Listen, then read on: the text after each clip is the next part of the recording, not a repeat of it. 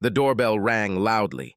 Nadine's voice came from the depths of the mansion from far beyond the living room. "Erica, someone is at the door." "Yes, ma'am," she replied. Erica frowned as she walked towards the entrance. She muttered to herself, "Do you think I'm deaf? Don't I answer the door every day?" She adjusted her arms on her apron and straightened the lines of her long, white, long-sleeve button-down blouse. Loose black pants and comfortable flats completed her work outfit. It wasn't what she wore while cleaning her apartment. There it was, sweatshirts and a worn-out t-shirt, and her hair was pulled back under a bandana as opposed to the neat and intricate French braids she wore to work. Still, as a maid's uniform, it was appropriate. She was glad she was never told to wear the iconic lace black and white miniskirt and low-cut top that had been a big disappointment to her son Brady's roommate, Thomas, when the two young men arrived from college. She smiled, remembering the young man's distressed look when he saw her in her work uniform. As she walked into the kitchen, she heard Thomas say, "I thought she'd be in something sexy, you know." "Yeah, I don't need to see that," Brady said. "Okay, she's still a beauty." "Shut up, idiot. It's my mom." Concerns about exactly this were on her mind when Erica first took the job. She had heard horror stories about domestic staff working with the moneyed class and what happened to them. She assumed that such an outfit was a harbinger that the owner of the house would make an attempt on her life. But this did not happen. Edward Blanton always treated her with respect and dignity. Of course, she knew that she was his housekeeper and he was her boss, but his communication was always related to work. He thanked Erica for her efforts, and her bonuses weren't bad. Edward never said anything suggestive to her. She probably thought because his head was glued to Nadine's ass. As much as Erica respected and liked Edward as an employer, she also disliked his wife, Nadine. Erica's father, a salty soul if ever there was one, would describe Nadine as someone born with a silver spoon up her ass. At least 20 years younger than her 60-year-old husband, Nadine was vain, arrogant, condescending, and stingy, and Erica considered these to be her good qualities. She had seen Nadine's fierce, vindictive nature, which had, so far, never turned on Erica. Because she needed the job and it paid well, Erica would often bite her tongue, say, "Yes, ma'am," then go home and hit the punching bag in Brady's room. Erica sighed as she walked to the front door. Edward was blind to his wife's true character. When he could tear himself away from his corporate boardroom, he spoiled her and practically gave her a check for whatever she wanted. He was a decent man, but he was far from the first decent man to be married to a narcissist.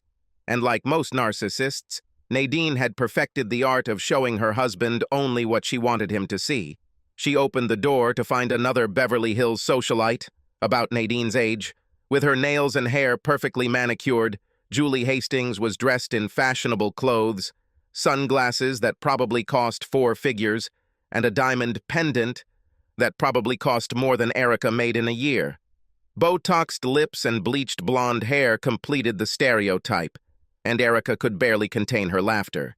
She bowed her head in greeting to the visitor. "Good afternoon, Miss Hastings?" "Good afternoon, dear." She walked in as if she was expected, which she was. "I'm not late, right?" "No, ma'am, you first."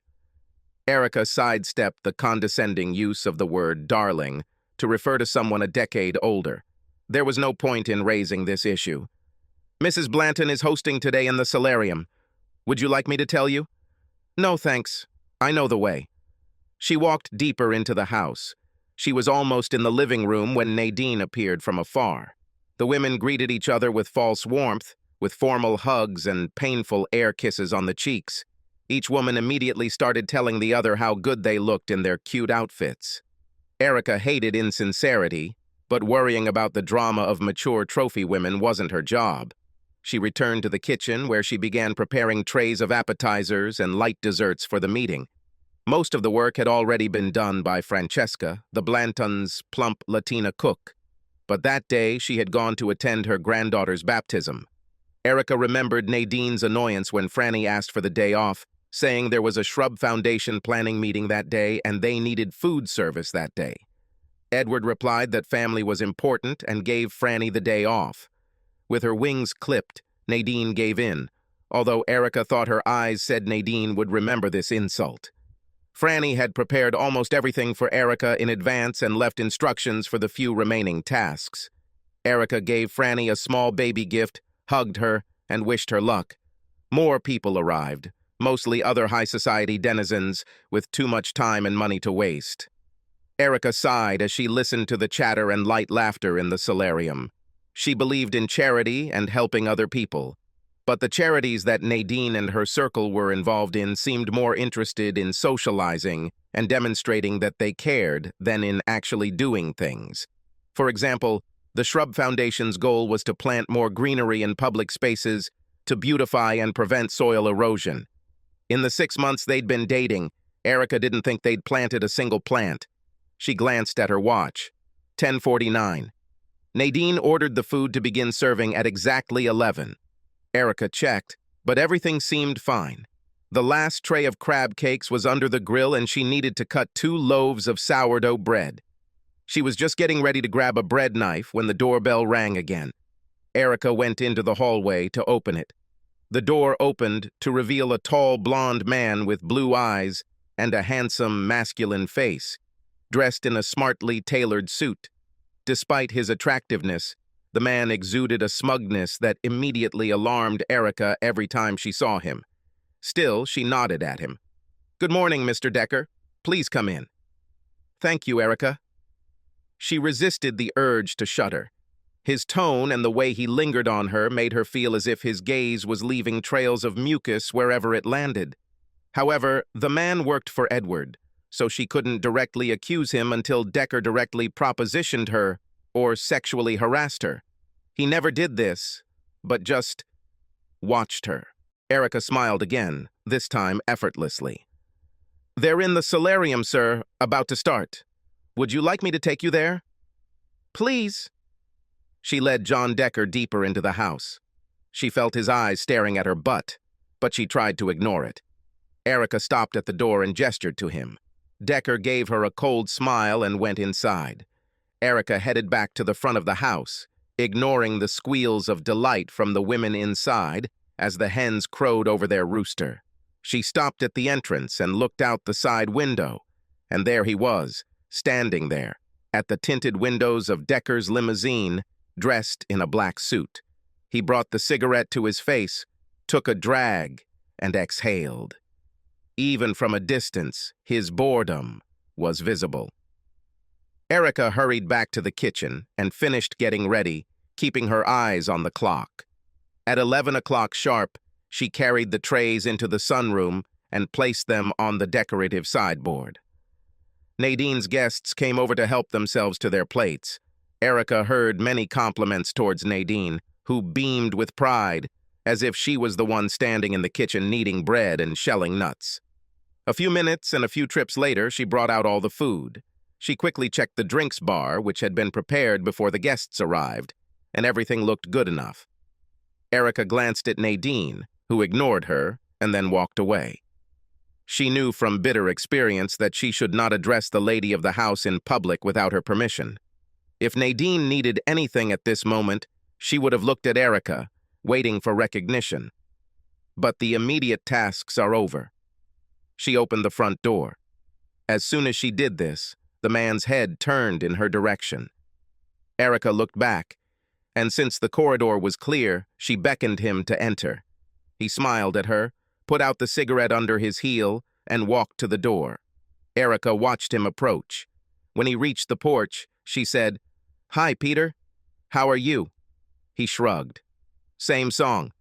Come into the kitchen. I think I have enough left to set the table for you." In fact, Erica left some food just in case Peter drove Decker around. "What will you drink today?" "I drive, so only water. Thank you, whatever." They entered the kitchen. Peter took off his cap and placed it on the tabletop. Erica took the plastic-wrapped containers out of the refrigerator and began assembling the food onto a plate for him. She watched him from the corner of her eye. Of average height and slight build, Peter Chang looked sharp in his black chauffeur suit, trousers, white shirt, and thin tie. In Erica's eyes, his mixed Caucasian and Chinese heritage gave him the best features of both races. His handsome face had a timeless beauty. Although she knew Peter was in his 50s, he could easily pass for a man in his 30s. At this thought, Erica touched her braid. She was still dark, but the first gray hairs were just beginning to emerge. Although she hadn't asked permission to invite him into the house, a house that wasn't hers, Erica decided it was a bit of a risk. The Blantons always told her to show hospitality to their guests. If Peter is found in the kitchen, she will explain it by saying that he needed to use the toilet. She handed him the plate. "Eat to your health. A growing boy like you needs nutrition." Peter snorted. "Of course, the only way I'm growing now is in width." He took the plate. Erica's gaze dropped lower. "What's your waist? 30 inches? 32? I think a few extra pounds wouldn't hurt you." He took a bite of the chicken in the garden pita bread. "You are the kindest soul. First you feed me, and then you flatter my pride." The girl is trying. They chatted for a bit while Peter ate. Every 15 minutes exactly, she returned to the solarium to check if she needed anything or needed refilling. She collected a few plates, but other than that, everything was fine. Nadine and her coven began, discussing purchasing trees and shrubs to plant. Erica noted that for every 5 minutes of chatting, there were about 30 seconds of action. Every time she visited, she caught Decker's gaze on her. When she returned to the kitchen after her second visit, Peter was leaning back on the counter and rubbing his stomach. Erica smiled at this. Ever since he casually mentioned that he never had time to take a lunch break when he was at work, she always made sure to prepare something for him whenever Decker stopped by, which was quite often. Franny helped her, sometimes preparing a small meal for Peter, and even joked with Erica about her boyfriend. Erica always blushed and waved it off, but she admitted to herself that her day became a little brighter when Peter stopped by. He finished eating. "Thank you, Erica. Very tasty. I'll pass on your compliments to Franny. She did most of the prep work. I just warmed it up." "Still good." He picked up his plate. "What should I do about this?" "Oh, I'll take it." She hurried forward, took his plate, and put it in the dishwasher. "All is ready." "Thank you. How is your son?" "Good. He made the honor roll for the second time in a row. He's doing really well. Just 2 more years and I'll have a college-graduated son." She placed the back of her hand on her forehead, closed her eyes, and a melodramatic note entered her voice. "Oh, the pains of aging." Peter shrugged. "You're not that old. On days like these, I feel all my 49 years. You don't look 49. Her ears perked up. "Is it true?" Peter's face remained completely serious. "No, 47 maximum." She laughed and threw a kitchen towel at him, although without force. "No wonder you never got married. No woman would want to put up with such language." I know. Speaking of married people, how long do you think today's Save the World Committee meeting will last?" I'm not sure. I know Mrs. Blanton doesn't have anything scheduled for the rest of the day." "Why ask?" He took a deep breath. "Because I have to take Mrs. Decker Wallace to physical therapy this afternoon, and Mr. Decker gets mad at me when he has to take a taxi or rideshare." "Poor girl," Erica muttered. Amanda. Decker Wallace was a pretty little blonde in her early 30s. Erica had only met her once, but found her pleasant enough. Unfortunately, Amanda developed peroneal nerve palsy in both legs. Milder cases were common among people who spent a lot of time squatting. However, the cause in her case remained unknown and left her unable to walk without assistance. The Wallaces were old money and had the best doctors on their staff. The forecasts were good, but progress so far has been limited and slow. She heard the Blantons discuss it and got more details from Peter, who took Amanda to physical therapy 3 times a week. Peter was technically in the service of the Wallace family, not John Decker. He was safe if he left his husband to drive his wife, but that didn't make his life any easier working alongside Decker. Erica understood his desire to avoid problems if possible. Peter stretched. "Yes, her appointment is at 2, so in order to take Mr. Decker to the office and back to her house, he must leave no later than 12:30 to get her there on time." He sighed. "So, just 1 more hour." Erica pursed her lips. The meeting in the other room could easily last that long. Suddenly, Peter smiled again. "Are you still drawing?" "Yes, sure." Erica's excitement increased. She tried her hand at oil painting, following old Bob Ross shows, with moderate success. Brady patiently talked to her about it, although she felt like her son was just being polite and wasn't really that interested. She understood. Her own mother talked to Erica about cross-stitching to the point where Erica wanted to poke her eye out with a knitting needle. She was not offended by her son. He was a good guy who supported her in many ways, and their relationship was strong. He simply had no interest in crafts. On the other hand, Peter seemed genuinely interested and always asked about her latest projects. When she showed photographs of her paintings, he offered criticism and support. She never felt like he was offering full support because once or twice he didn't like something, he said so, and Erica appreciated his honesty. She wondered if Peter was only being so sweet because he wanted to get into her pants, and then she suppressed the thought, thinking that she could just let him. They talked for a few more moments before Erica heard voices approaching. She pointed to the small bathroom next to the kitchen. Peter nodded, walked inside, and closed the door. Erica wiped her hands and went out into the corridor. Nadine and another woman walked forward. Since it was a nice sunny day, none of the guests brought Erica an umbrella or a coat to hang in the closet, and since the hostess of the house accompanied the guest to the exit, she did not have to go out and say anything. The couple stopped at the door and did another round of hard, fake hugs. The other woman left. Nadine looked around and spotted Erica. "We need another bottle of champagne." Without another word, she headed back to the solarium. Erica took it out of the wine cabinet. She had heard Edward Blanton tell his wife to give up the champagne and stop wasting it on friends, but Erica had no intention of going against her wife's direct orders. Nadine will have to deal with the consequences with her husband. She rummaged through the drawer until she found a corkscrew with a lever. "You know," Peter said, standing at the entrance to the restroom, "I bet I could do like in the movies and cut this guy's head off with a long knife." She grinned at him. "Probably rip your fingers off instead. Just sit there until I get back." His quiet laugh followed her out of the kitchen.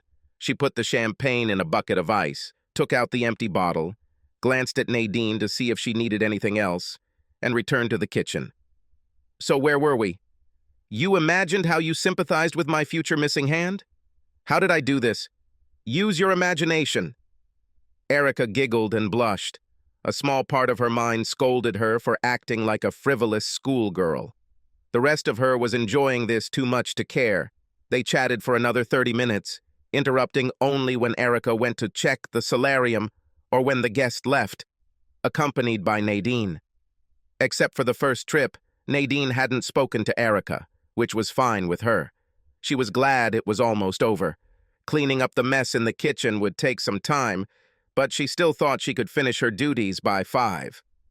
Nadine walked the last woman to the door and said goodbye. She looked into the kitchen. "Mr. Decker and I need a few minutes, Erica. We're done eating, so you don't need to check on us anymore." "Yes, ma'am." Peter reappeared, brow furrowed. "He'll make us late. I know it." "Maybe he won't." They joked some more. Peter talked about his new drone, which he bought and test flew the day before. Erica smiled at this. "So boys never give up their toys, right? Are they just getting more expensive?" He grinned. "Kind of like little girls who play with dollhouses and keep hoping for a country house with a white picket fence, right? Same idea, bigger toys?" She was laughing. "Touché." They talked for a few more minutes. Peter glanced at his watch. 12:25. I hope he will be ready. I can... Erica stopped herself. She started to suggest going back and telling Decker that Peter was waiting so they could take his wife. It was probably the morally right thing to do. It would also be beyond her capabilities and would probably get her fired, and she couldn't afford that, especially with a son in college when it cost her all her money to keep him there. Luckily, Peter understood her intention. He shook his head. "No, I don't want you to get in trouble for being too presumptuous or whatever these people say. If he doesn't leave soon, I'll just have to leave." Erica bit her lip. She still wanted to help. "Well, I'll just go down and see how things are going. Maybe they're finishing already. He looked doubtful. Just to stop by. Okay, but don't get yourself in trouble. She grinned. I won't. Erica frowned as she approached. The massive wooden sliding door that separated the sunroom from the hallway was closed. She stopped outside and listened. A faint moan reached her ears. Someone is injured. She reached for the handle to open the door. Her fingers barely touched the brass device when another, more insidious possibility arose. Her eyes widened. No, this can't be true. All she could do was open the door a crack without making a sound. The moment she did this, the noise inside increased tenfold. Erica looked inside and regretted it. Nadine Blanton hunched over one of the sofas. Her stylish skirt was thrown over her back. John Decker stood behind her, his pants pulled down to his ankles. Nadine let out a series of soft moans. Erica stood frozen and disgusted. All she could think about was Amanda waiting for her husband to let the driver go back to them, unaware that her husband was jeopardizing her coming to a doctor's appointment so he could enjoy his mistress, and about Edward, who came home and kissed his wife, not knowing that just a few hours earlier she had been with another man. Nadine's fingers spread on the glass of the solarium. They did this right in front of the window. Erica grimaced. On Monday. Gardeners are off today. No one walks around the backyard to see them. Erica noticed that Nadine was leaving fingerprints on the glass, something she would have to clean up. For some perverse reason, the thought caused irritation, the incongruity of which almost made her laugh. The raising of the lovers' voices forced Erica to act. The two seemed as if they were on the verge of completion, and she had a terrible feeling that she might be noticed. The two were turned slightly away from the door, but if Decker turned his head, he could see her. A sudden fear seized Erica. Getting fired might be the least of her problems. Was Decker violent? How might he react? Even if nothing physical happens, it will be her word, the word of the working servant class, against theirs, the word of the wealthy elite. Erica had no illusions about how this film would end. She closed the door. There was a small thud as the wood closed, but the lovers were either too loud or too self-absorbed as their moans continued unabated. Erica retreated into the corridor as quietly as possible. Peter was leaning on the countertop, looking at his phone when she entered. Seeing the look of concern on Erica's face, his smile disappeared, replaced by a serious expression. Erica? What happened? Peter? What? She took a deep breath. Decker bent Nadine over the sofa. What? He stood up, fully erect. Are you kidding? I wish I was kidding, Peter. I didn't look long because I didn't want to get caught, but I know what I saw. That bastard. How can he do this to Amanda, especially with everything she's going through? She's a wonderful person. She doesn't deserve this. I know. Erica wrapped her arms around herself. She thought of Edward Blanton, and a huge wave of sympathy washed over her. Edward is a good guy and a great boss. Even if I think she's a psychopath, he just adores Nadine. It will break his heart. Peter stared at the wall for a moment. Erica, you can't tell him. She frowned. What are you talking about? I'm not going to let this... He raised his hand. I'm not talking about letting them handle it, but right now it's just your word against theirs. You didn't take a photo with your phone or anything, did you? No, I didn't. I thought if they caught me watching, no one would believe me and I'd be fired, so I ran away. She looked in the direction of the solarium. It's too risky to go back and do one right now. I agree. He took a step forward and placed his hands on her shoulders. Peter's gaze never left her. I'm with you, Erica. We'll deal with them. But we'll be careful, okay? Just act normal. Can you do this? Erica nodded. I think yes. I mean, you didn't love her anyway, so it shouldn't change much. Just keep your eyes and ears open. I'll do the same. Let me think about it. We'll get through them together. Peter let her go, pulled his wallet out of his pocket, and handed her a business card. Call me in a day or two and we'll figure out how we'll do this. I'll do it. In the meantime, you better get moving. He glanced at his watch. Yeah, although right now I don't feel bad about leaving him. Call me.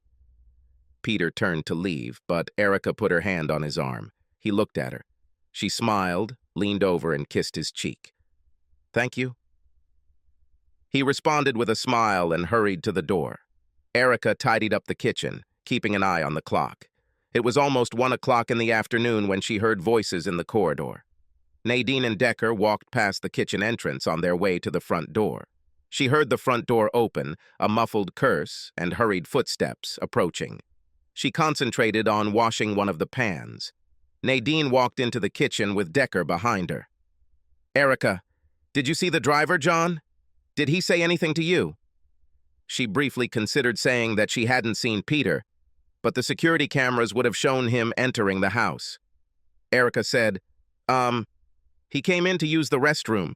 We just said hello, but he said he couldn't stay, and mentioned something about a meeting.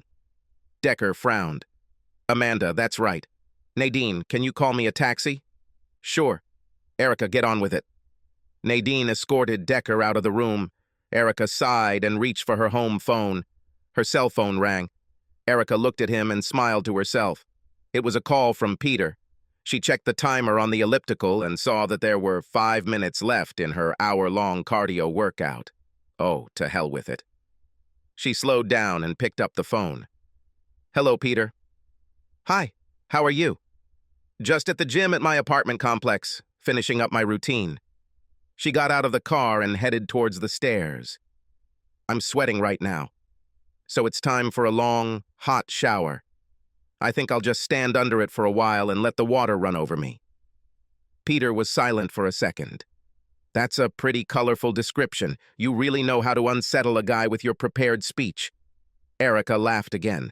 She realized that she had been laughing a lot more often since she and Peter had started their project, which they had dubbed Operation Catch the Scoundrels. They exchanged notes every few days, and whether or not they found anything to use against Nadine and John, she found herself looking forward to talking to him more and more each time. Well, I definitely didn't want to distract you from your mission. He laughed out loud.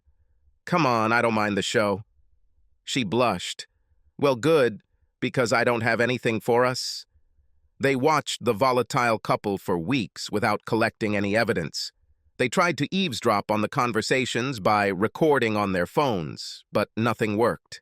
When Erica suggested trying to hack John or Nadine's phones for incriminating text messages or installing a tracking program, Peter rejected the idea. In addition to getting fired, he said it could lead to criminal charges, and she was forced to admit that he was probably right. On Erica's side, Nadine had several unexplained absences where Erica suspected she might be secretly dating John, but they were all outside the house. Peter reported the same thing during the hours he took Amanda to her appointments. Erica became increasingly frustrated and began to question their strategy. She often wondered if they should have just told Edward and Amanda and let the cards fall as they pleased. At the same time, she was able to spend more time with Peter. They met 1 or 2 evenings a week at her home to compare notes. Inevitably, their conversations shifted from frustrations over their failure to find information about Nadine and John to conversations about themselves, which slowly died down as they looked at each other. Then one would cough or look away, trying to get them back to business. Every time this happened, Erica would blush and clench her thighs nervously. His next words brought her back to the present. Anyway, I called because I might have something for us. Thoughts of teasing Peter faded into the background. Trying not to seem too interested, Erica said, Oh, really? What? Do you know anything about the Shrub Foundation's plans for Memorial Day? Erica was painfully aware of Nadine's plan to throw a huge charity party as a fundraiser for the foundation. She planned to host it at the house and went crazy organizing the event. Major figures from the Los Angeles social elite were invited. Nadine even secured the presence of one of the tycoons from a prestigious national organization that builds homes for low-income families through a partnership in the local area. It was talked about as one of the biggest events of the year. As a result, Nadine almost went crazy. Suddenly, nothing in the house was good enough. Nothing was clean enough. Erica was forced to work with 3 new temps to clean the place. She felt sorry for the grounds crew, half of whom had been fired and replaced for failure to follow directions, or something Nadine had made up on the fly. Nadine's pre-event mania was stretching the last of Erica's patience to the limit. All this went through Erica's mind instantly. She clenched her teeth. Yes, I know all about it. She drives you crazy, doesn't she? To the point of insanity. Peter laughed. Well, she talked to John about it. He's involved in all the preparations. I think working with his boss's wife, he might seem involved in the process. That's not all he's involved in, Erica muttered. I overheard them talking today. I think they're planning on making a video montage at the charity event to make everyone cry. You know, the standard emotional bullshit about building houses and planting trees and so on. They're going to show it on the big screen throughout the party. Fine, he said. Well, I was just wondering, what do you think would happen if we replaced this stuff with something more interesting? What do you mean? John suggested that Nadine should have some fun in the middle of a charity evening. It would be an extreme thrill, as he put it, to do it while all the guests were around. Nadine agreed, saying that they would enjoy their afternoon pleasure even better if they did it while, I quote, suckers empty their wallets. Erica shook her head. Could they really be so stupid as to take such a risk? I think so. They're too arrogant to believe they'll get caught. Nadine told John she could have sex with him right in front of her husband, and he'd never know. Then she said something about an old garden house, named him their love nest. Do you understand what she means? Yes, the cottage at the far end of the garden. It's a guest house that Edward set up a year or so ago. It's a nice little cottage. They sometimes house visitors there. She thought about it. Yeah, it's on the opposite side of the house from the charity event, so what's your plan? I have, well, friend is too strong a word. Acquaintance, let's put it that way. Anyway, this guy is a computer genius. He's an expert at installing cameras to, blackmail people. Usually catches them doing shady things. Business deals. Anyway, he can set up the whole house so we can put it on the big screens and show everyone what's going on. I asked him and he said it would be easy and would take very little time. How much is it? He doesn't even want the money, just so he can keep a copy of the recording. There was disgust in Peter's voice. When he found out Nadine Blanton was the target, he said he could sell it for more than we could ever pay him. Erica's lips quirked. He sounds like a fine gentleman. He's not, but that doesn't matter. That's the best part, Peter said. She could almost see his smile over the phone. This guy can also get his hands on some other illegal stuff. In this case, event-level fireworks. He said if we could get him on his property, he might set us up with something that would scare the crap out of them. They'll rush out, right in front of everyone. Trust me, I saw what he's working with. They'll think the place was attacked by the Air Force. You're mixing with dangerous people, Peter. That's a driver's job. I can't say for sure if I've driven anyone from the mafia, but I've definitely worked for guys who know how to break a law or two. Anyway, I helped this guy out once, and he told me must. How did you do this? I'll tell you over breakfast sometime. Erica frowned. She reached her apartment and went inside. Sounds too complicated. I know. Sounds like some wild plan dreamed up by some crazy writer with too much time on his hands. But I think it'll work. She hesitated, then shrugged to herself. Okay, well, I'm with you. I'll call my boyfriend. I'll need you to take him to the grounds the day before the event to set everything up. Maybe something else will pop up before then, but otherwise just stand there and look pretty. I can do this. Erica smiled. You really think we can do this, huh? I think yes. His voice had lost some of its gaiety. Erica, I want to try. I don't want to keep watching them get away with it. I mean, if you think we should just film them and give the film to Edward and Amanda, we can do that. That way, we will not humiliate them publicly. Erica thought about it. She didn't want to humiliate her boss or Mrs. Decker Wallace. She thought that the shame of cheating would be hard enough. let alone if it happened in front of everyone. I don't know. I mean, maybe if they knew it was coming. She stopped. A smile appeared when the idea was born. Peter, you didn't happen to record their conversation, did you? Of course, just as we discussed. Video? Yes. Wonderful. Erica felt a surge of excitement. Here's what we'll do. She outlined her plan to him.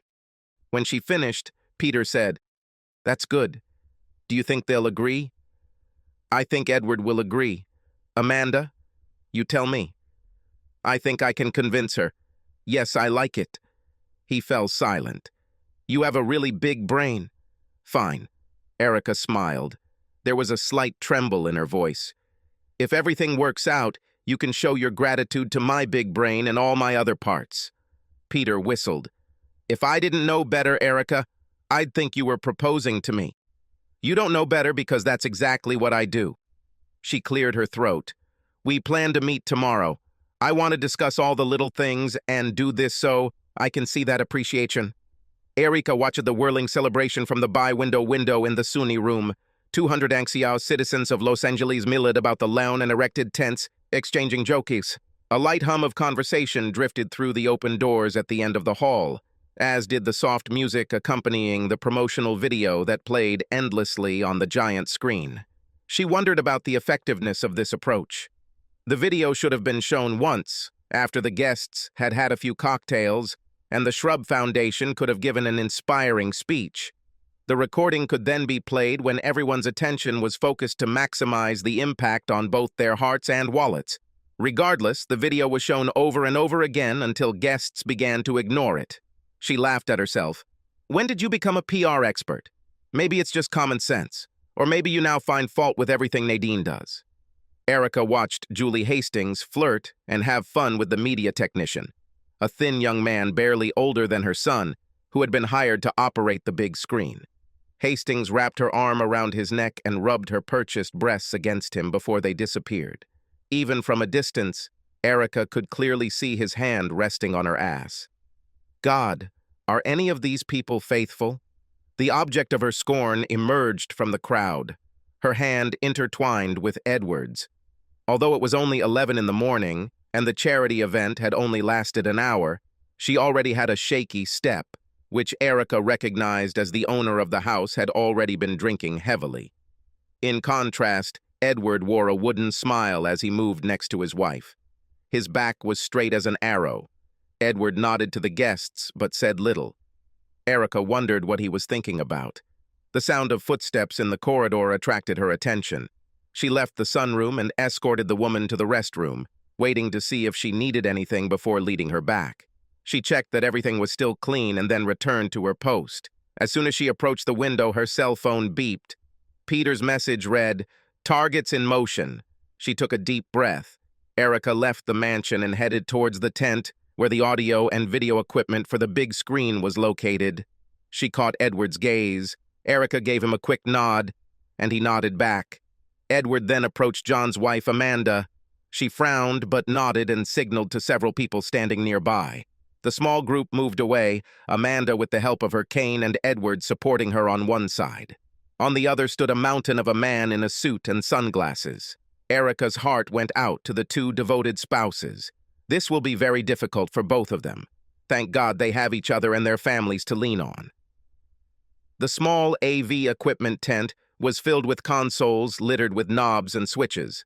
The cables lay on the manicured grass like a stack of spaghetti. Through the mesh window, she had a beautiful view of the large screen. Erica took the folded piece of paper out of her pants pocket, unfolded it, and spoke the words twice.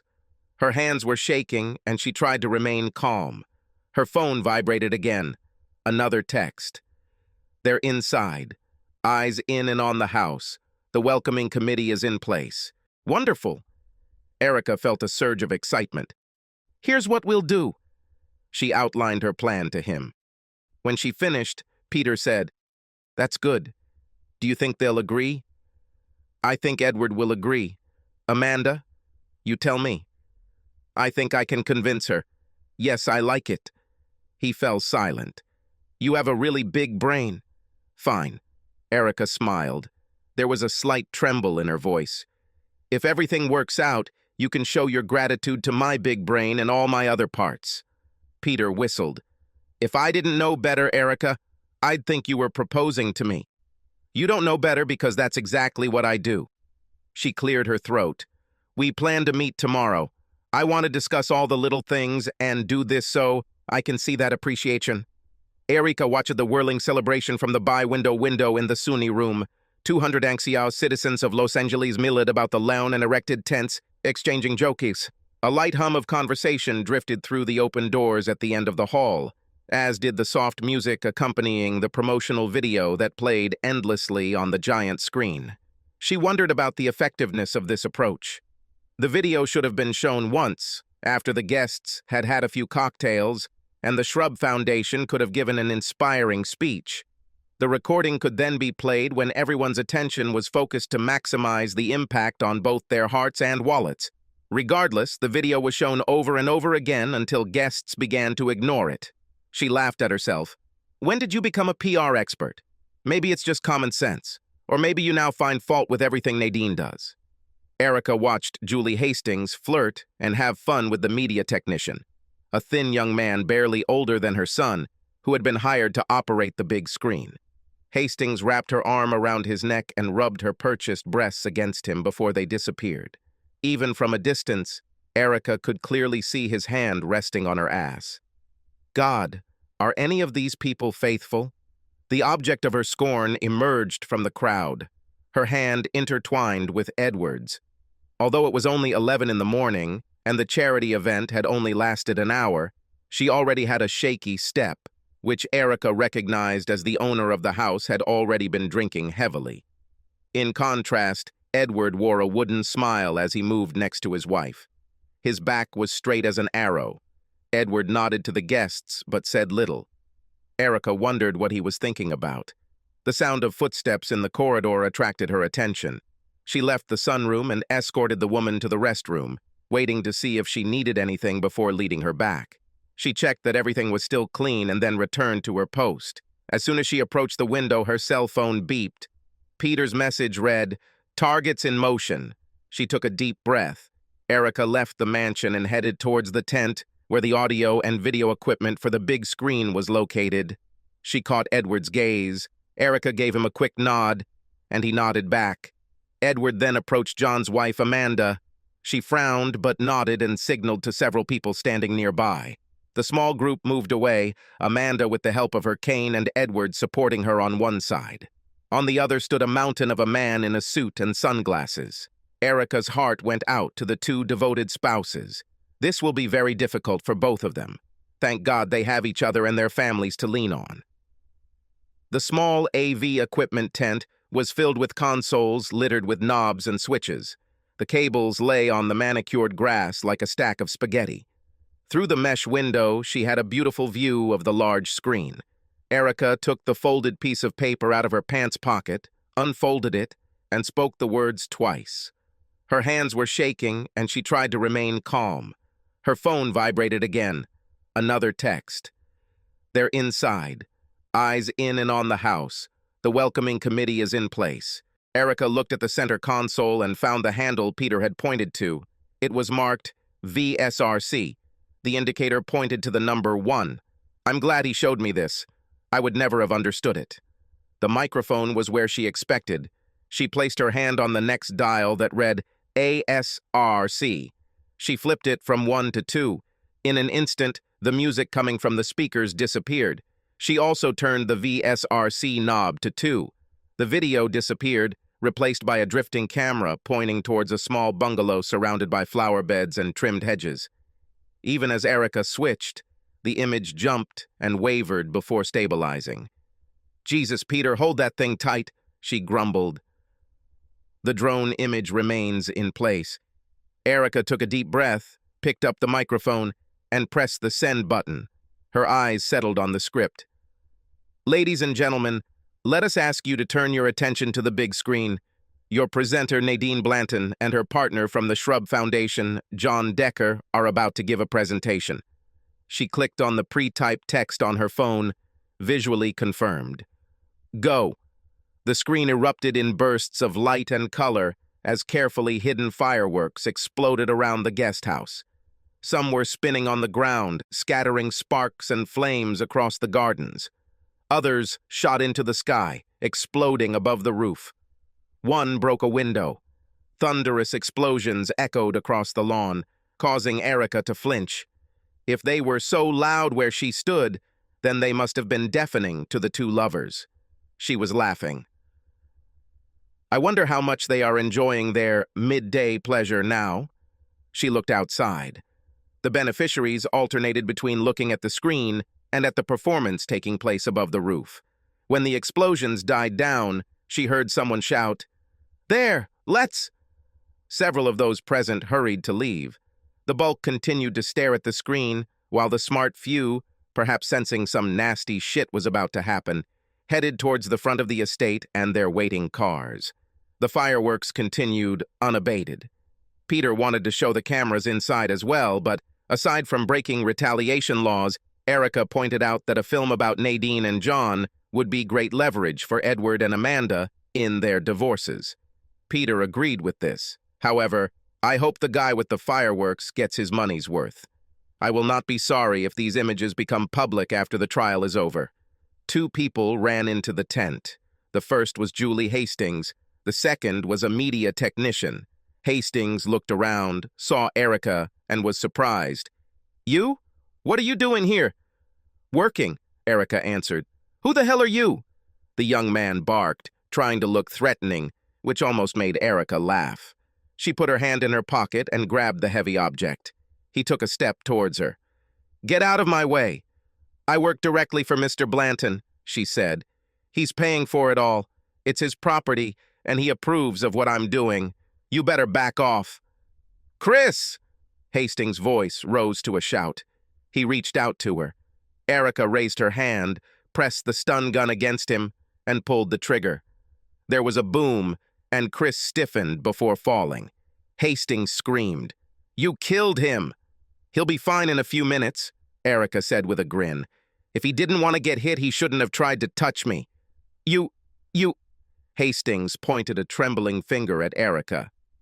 "You'll get fired for this." Erica picked up the device and took a step towards her. Hastings screamed and ran away. Erica lowered the stun gun and snorted. "Thank God she's gone." Movement on the screen caught her attention. The door to the garden house opened.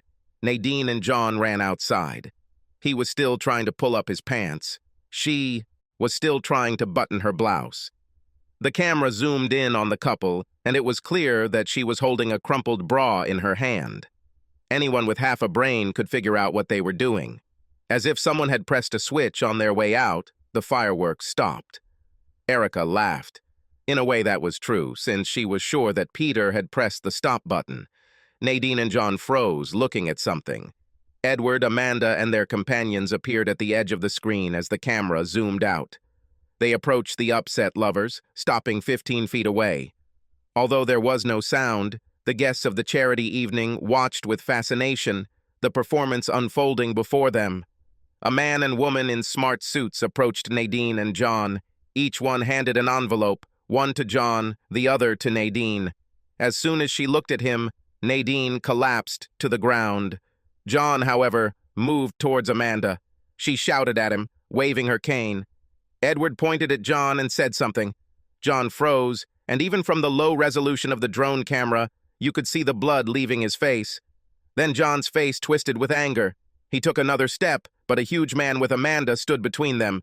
The man's hand reached to his belt, where a holster with a pistol was clearly visible. John hesitated, then turned and ran. Nadine remained in a heap on the ground. Edward gave her one last look of contempt and, supporting the now crying Amanda, turned and walked away, leaving his soon-to-be ex-wife sobbing on the garden soil. Erica looked at the burned and destroyed areas of the garden, the remains of multiple fireworks explosions. She sighed. Burnt and ruined, like their reputations, 2 marriages and who knows what else. She turned the VSRC knob to off, and the broadcast disappeared. On impulse, she went off script and turned the microphone back on. "While we appreciate your generosity to the Shrub Foundation, We ask that you give Mr. Blanton and Mrs. Decker-Wallacey time to cope with today's events. Thank you, and have a nice day." The stunned guests slowly moved towards the front of the house. Erica picked up her phone, stepped over the groaning Chris, and wrote, "It's done." "Yes," the answer came. "Can I now express my gratitude to you?" She smiled, and a warm blush covered her skin. Her fingers quickly slid across the screen. "I'm counting on it." Erica stared at the slowly rotating ceiling fan. The cool air washed over her sparkling skin. Her breathing was light and calm, and her whole body seemed wrung out. This thought made her smile. The light sound of falling water reached her ears. Erica stood up, walked naked across the carpeted floor of her bedroom, and opened the door to the bathroom. Streams of fog swirled in the airflow. Peter stood under the shower, head down as streams of hot water cascaded over his head and shoulders. She looked at his muscular back, narrow waist, and strong legs. She opened the shower door and walked into him. Peter blinked. "Hey, thought you were too tired to shower." She put her hands on his shoulders. "You're too hot for me to stay away from." Who would have thought that everything would turn out like this? She feared that without a general dissatisfaction with their employers, their contact would cool down and return to normal. Even as Nadine Blanton was still sobbing on the lawn of her soon-to-be former estate, Erica wondered what would happen to her and Peter. However, Peter obviously had no doubts. As soon as he saw Erica back in his apartment after the events of that day, he grabbed her by the arms, picked her up, and spun her around, laughing at the success of their escapade. As soon as her feet touched the ground, Erica threw caution to the wind and pressed her lips forcefully against his, and to her delight, he reciprocated. They left a trail of clothes all the way to the bedroom, which was the start of many wonderful moments. Since then, Erica practically lived with him. She was worried about her son's reaction, but it turned out to be unfounded. Peter and Brady hit it off immediately and got along great, spending time flying Peter's drone and discussing Elon Musk's latest space projects.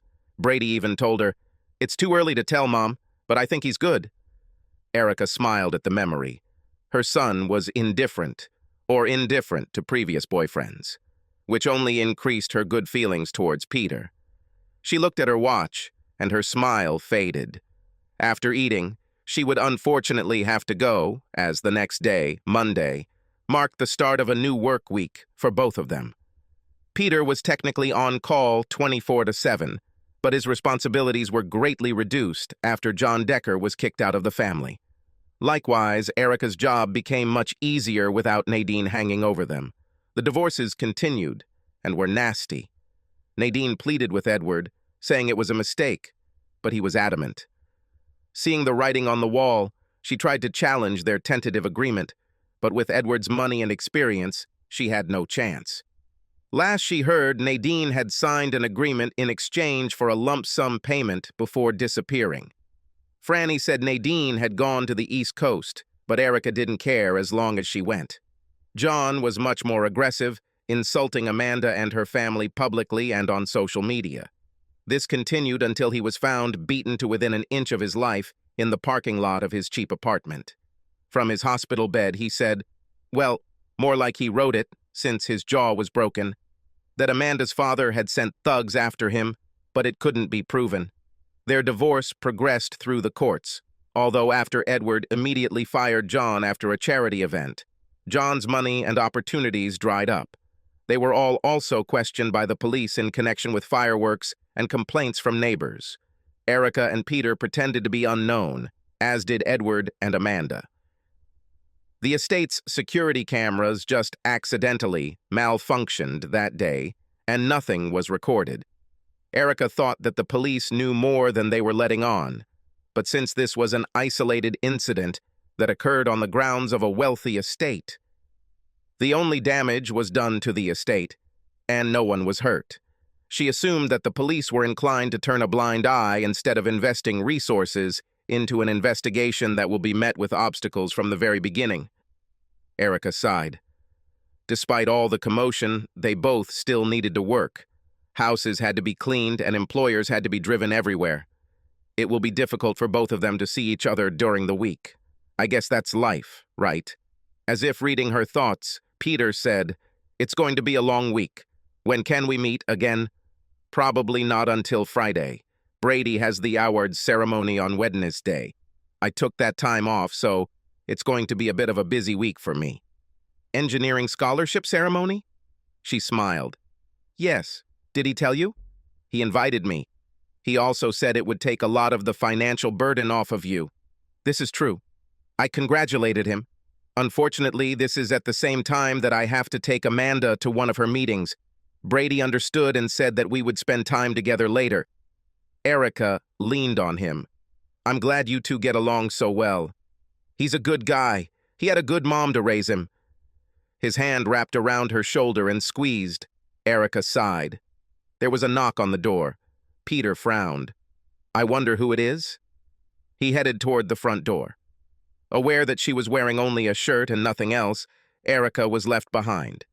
She heard a brief exchange of words. The door closed and Peter returned, looking confused. There was an envelope in his hands. She pointed at him. "What is this? What is—" "Delivery by courier. I don't know what's inside, but it's addressed to both of us." Erica became wary. Who would have known we were here together? "Let's watch."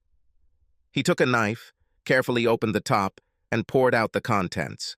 A folded sheet of paper and a smaller envelope fell out of the envelope.